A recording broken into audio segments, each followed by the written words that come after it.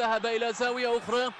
المدرج اليمني يهتف مرة أخرى باسم الفوز بالبطولة. ركلة ترجيحية خامسة بالنسبة للمنتخب السعودي، خامسة للمنتخب السعودي. عبد العزيز الفواز الخامسة، الفواز. الحكم ماذا قال؟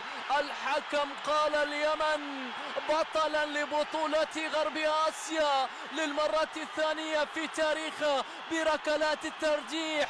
من نفس البوابة يسيرون، من نفس البوابة يطيرون، من نفس الطريق يتألقون، وبنفس الطريقة يتوجون، ومن أمام الأخضر إلى كأس البطولة يصلون. لمن كل هذه القناديل تضوي لمن؟ وهذه المواويل في العرس تشدو لمن؟